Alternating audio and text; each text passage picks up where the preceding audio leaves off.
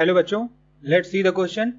The question says the triangle formed by joining the three x-centers I1, I2 and I3 of triangle ABC is called the x-central or x-centric triangle. And in this case, internal angle bisector of triangle ABC are the altitude of triangle I1, I2, I3. The question is in center I of triangle ABC is the, ये हमें बताना है कि जो triangle ABC का इन centre होगा वो triangle I1, I2, I3 का कौन सा सेंटर कहलाएगा। तो फर्स्ट ऑफ ऑल हम समझ लेते हैं इस क्वेश्चन के अंदर हम लोग की कंसेप्ट का इस्तेमाल करेंगे। सो बेसिकली इस क्वेश्चन के अंदर हम लोग इस्तेमाल करेंगे ऑर्थो सेंटर के बारे में। तो हमें पता होना चाहिए कि ऑर्थो सेंटर होता क्या है। सबसे पहले हम ये समझ लेते हैं। तो ऑर्थो सेंटर, लेट्स से हमारे पास एक ट्रायंगल है यहाँ पे, दिस इज ट्रायंगल ABC।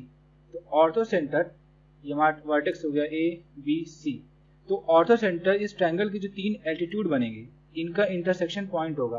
अगर ये हमारा पहला एल्टीट्यूड, ये रहा दूसरा एल्टीट्यूड और ये रहा तीसरा एल्टीट्यूड, तो जो इनका ये कॉमन इंटरसेक्शन पॉइंट है, let's say this is point O। तो ये जो O है हमारा ये होगा ऑर्थो सेंटर।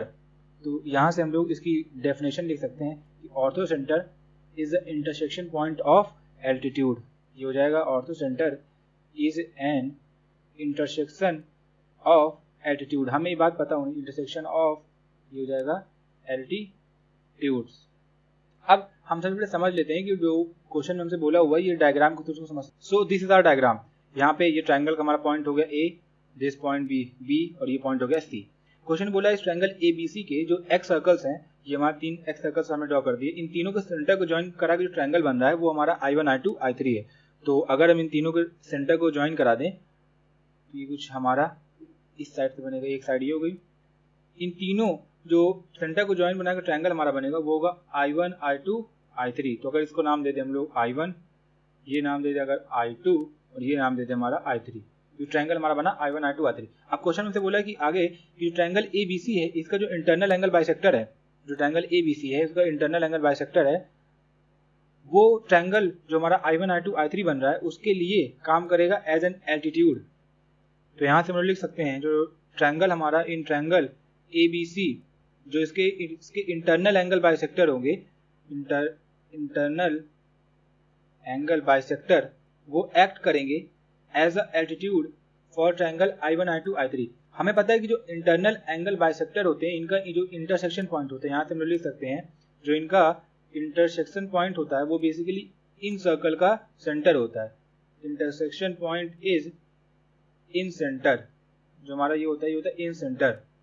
तो क्वेश्चन में हमसे क्या बोला है कि जो इन सेंटर है I ट्रायंगल ABC का वो क्या होगा ट्रायंगल I1, I2, I3 के लिए। ये बात तुम्हें क्वेश्चन समझ में आ गई। जो ट्रायंगल हमारा ABC है उसका जो इंटरनल एंगल बाइसेक्टर है वो एक्ट कर रहा है as an altitude for triangle I1, I2, I3 के लिए।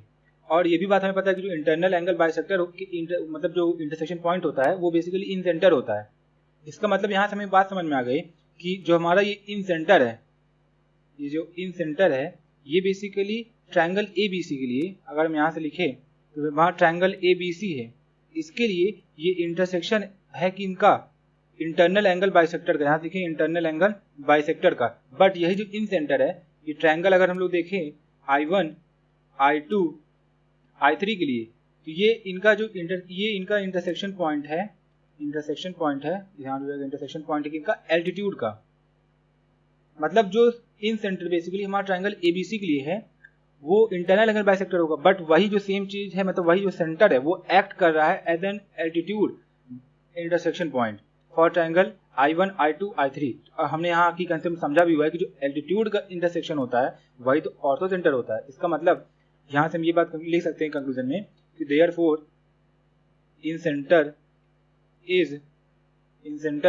जो हमारा एक्ट कर रहा है act as an orthocentre for triangle I1, I2, I3।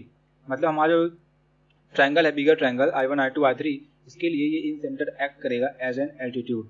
ये हमने बेसिकली दो मतलब एक कह सकते हैं कि की कंसेप्ट का इस्तेमाल करके, और हम ये भी बेसिकली जानते हैं कि हमारा जो इन सेंटर होता है वो इंटरनल एंगल बाइसेक्टर का इंटरसेक्शन पॉइंट होता है। तो यही दोनों को जो कॉन्सेप्ट हमारा इनका यूज करके हमने क्वेश्चन समझ लिया कि हमारा जो ऑप्शन होगा ऑप्शन B करेक्ट आंसर है।